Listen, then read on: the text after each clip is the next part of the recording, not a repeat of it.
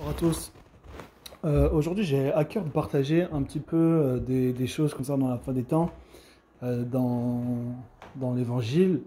Et je voudrais apporter un regard peut-être que certains n'ont pas. En fait, c'est de mettre en relation ce que nous dit le Seigneur Jésus dans Matthieu 24, donc concernant la fin des temps, dans Matthieu 24, oui, et dans Luc 21.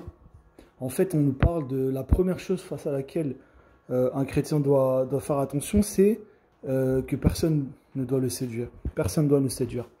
Parce qu'il viendra des faux Christ et des faux prophètes.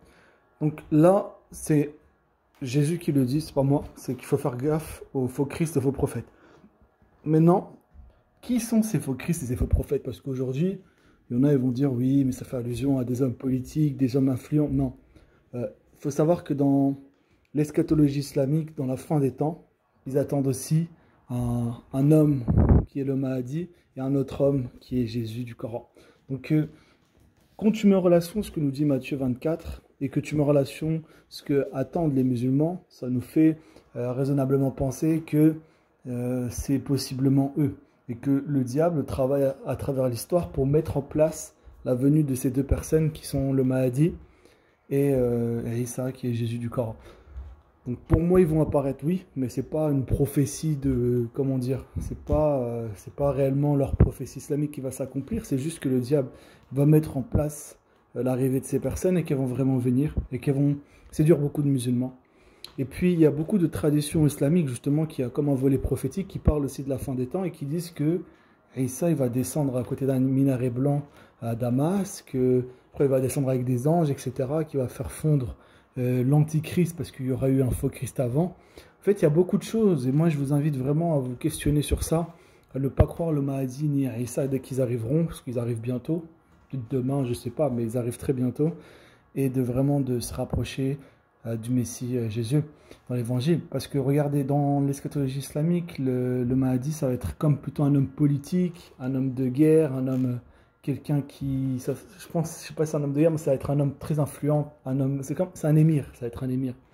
On peut l'assimiler à un émir. Et ça ressemble, cet émir il ressemble à la bête. Et ça, il ressemble au faux prophète. Pourquoi Jésus du Coran ressemble à un faux prophète? Il faut savoir que Jésus dans le Coran, c'est un prophète. Donc déjà, il n'est pas le fils de Dieu. Donc voilà. Et pourquoi c'est le faux prophète? Parce que la Bible, pour moi, elle décrit, elle parle d'une bête qui va émerger, qui a deux cornes semblables à un agneau, mais qui parle comme un dragon. Pour moi, l'agneau, ça va représenter Jésus. Mais le fait qu'il parle comme un dragon, comme le shaitan, ce qui ne va pas dire les paroles de Dieu, il va ni être le fils de Dieu, etc. Et rappelez-vous de ce que dit la Bible, c'est qui est menteur sinon celui qui nie que Jésus est le Christ? Celui-là est l'antéchrist qui nie le Père et le Fils. Donc, dans l'islam, on nie que Jésus est le Fils de Dieu, on nie que que Dieu est le Père du Messie. Donc, ça, c'est nié. Et donc, on a ces éléments-là qui apparaissent. Donc, vraiment, lorsque ces gens vont paraître, ne soyez pas troublés, ne soyez pas séduits, rapportez-vous à l'évangile.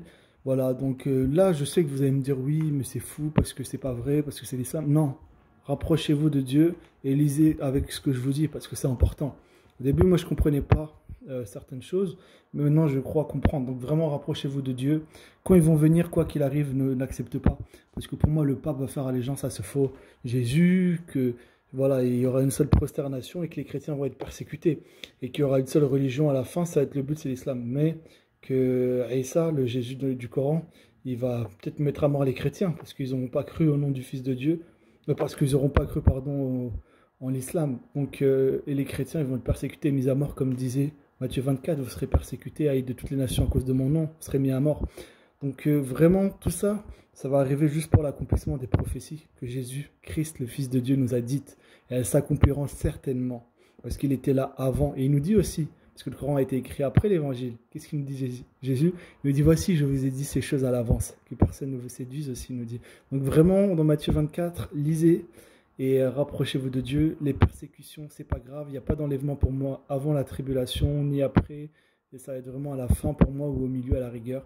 Donc dès qu'ils vont venir, pour moi il va venir, ça peut être un prince d'Arabie Saoudite ou autre, cet émir, donc il va venir, il va régner. Et ne soyez pas séduits ni par Jésus, ni personne des faux Jésus. Parce que Jésus nous a dit qu'on va vous dire il est là ou il est là, ne croyez pas. Et Jésus, dans l'islam, il doit venir, le Jésus islamique, à côté d'un minaret blanc à Damas. Donc ce hadith il contredit ce que disait Jésus, donc, mais il affirme ce que disait Jésus. Ce qu'on va nous dire, il est là où il est là. Et l'islam, il nous dit, il est là où il est là, le faux Jésus. Donc vraiment, rapprochez-vous de Dieu. Ne croyez pas ce que je vous dis, lisez l'évangile, lisez la tradition islamique sur... non, la sunna, je crois, c'est vraiment les recueils des paroles du prophète dans l'islam qui disent, voilà, par rapport à Jésus, fils de Marie, qui va apparaître à côté d'un minaret blanc à Damas, sur le Mahdi. Renseignez-vous parce que ces choses arrivent certainement. Ne soyez pas séduits, ne soyez pas troublés. Rapprochez-vous de Dieu, il vous aime. Prenez garde que personne ne vous séduise, vraiment, ne croyez pas, c'est pas vrai. Rappelez-vous que Paul a dit, l'apparition de cet impie se fera par la puissance de Satan, avec toutes sortes de signes et de miracles mensongers. Donc les hologrammes, les miracles, le feu qui descend du ciel, les chrétiens qui vont le suivre, les catholiques, le pape qui va faire allégeance, mise en scène.